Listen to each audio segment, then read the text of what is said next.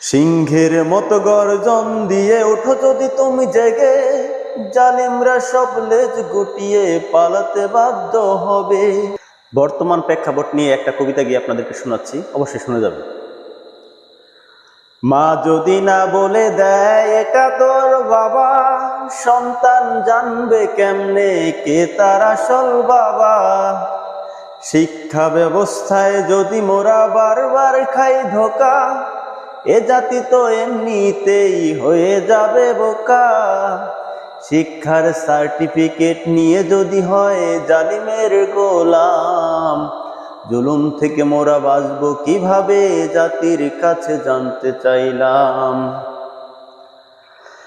জালিম যদি না জানে জুলুম কাকে বলে, জালিমে জালিমে বন্ধু হবে এটাই তো বিবেক বলে।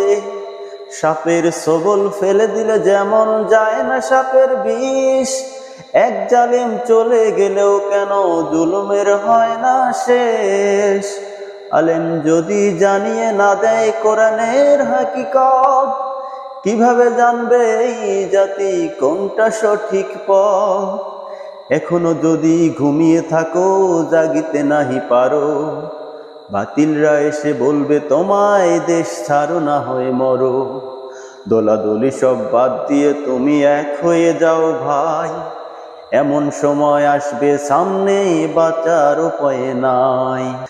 সিংহের মতো গর্জন দিয়ে ওঠো যদি তুমি জেগে, জালিমরা সব লেজ গুটিয়ে পালাতে বাধ্য হবে। আসুন আমরা সবাই এক হই, ইসলামিক দলগুলো সহ আমরা যারা মুসলমান সবাই ঐক্যবদ্ধ হই, না হলে আমাদের অচিরেই খুব খারাপ পরিণতি হতে পারে। চারিদিক থেকে আমাদেরকে ঘিরে ফেলছে মুসলমানরা, সারা পৃথিবীতে নির্যাতিত। আসুন আমরা সবাই এক হই, এখনো সময় আছে।